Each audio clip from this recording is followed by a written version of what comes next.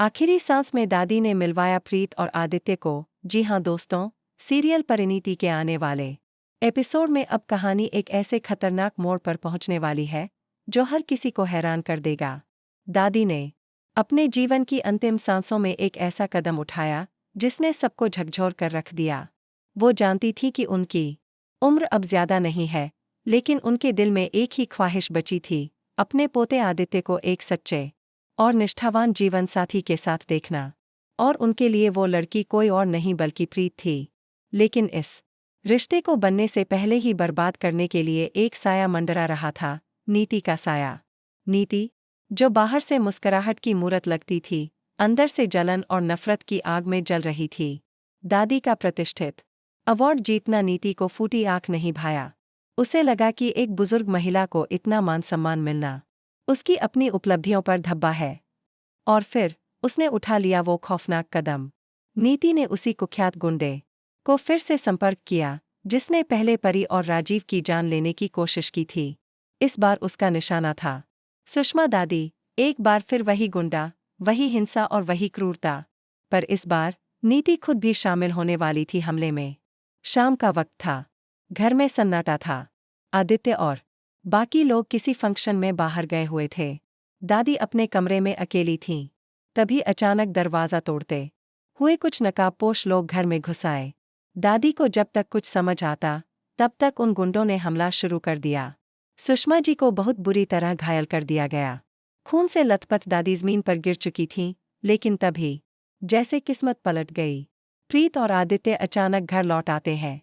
घर का दरवाज़ा टूटा देखकर दोनों हैरान रह जाते हैं। अंदर जाकर जो दृश्य वे देखते हैं वो उनकी रूह तक हिला देता है। दादी जमीन पर पड़ी थीं और सामने कुछ लोग उन्हें मार रहे थे। आदित्य गुस्से में उन गुंडों पर टूट पड़ता है।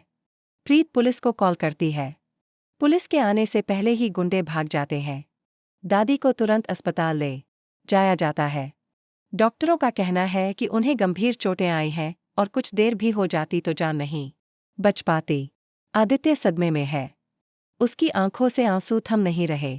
उसके दिल में शक घर कर चुका है, क्या यह सब नीति ने किया? उसे याद आता है नीति का दादी से जलना, उसके तीखे ताने और उसकी गुप्त फोन कॉल्स।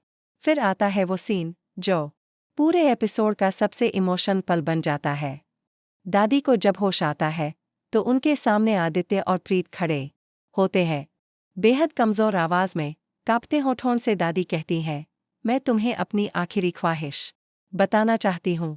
प्रीत को अपनी बहू बनाना चाहती हूँ। आदित्य की आंखों से आंसू बहने लगते हैं।